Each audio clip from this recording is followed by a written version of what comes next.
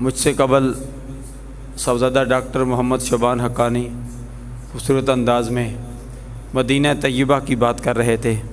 جو ہی میں مسجد میں داخل ہوا کبوتروں کی بات کر رہے تھے۔ مسجد نبوی میں سرکار کے روزے پر مقدر والے جاتے ہیں۔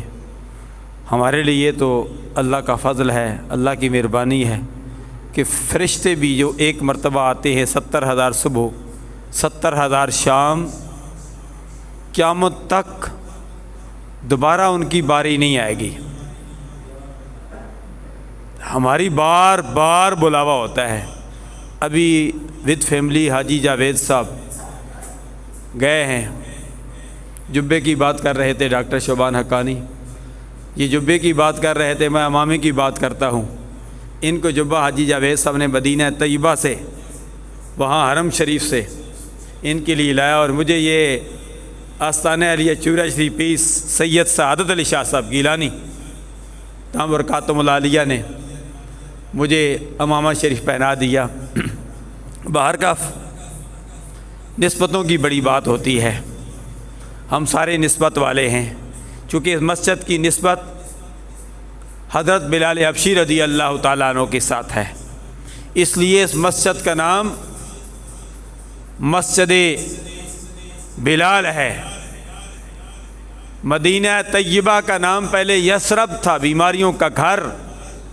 جب سے میرے اور آپ کے آقا انعامدار صلی اللہ علیہ وسلم نے قدم رکھا، بیماریوں کا گھر نہیں بلکہ مدینہ طیبہ بن گیا، مدینہ منورہ بن گیا۔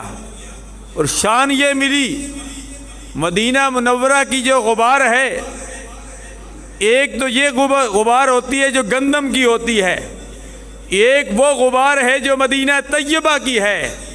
میرے اور آپ کے آقا انعامدار صلی اللہ علیہ وسلم نے فرمایا، 11ویں شریف کی محفل میں آنے والوں، بلال آباد میں، جامع مسجد بلال آباد میں آنے والوں، میرے آقا صلی اللہ علیہ وسلم نے فرمایا، غبار المدینۃ شفاء من الجذام،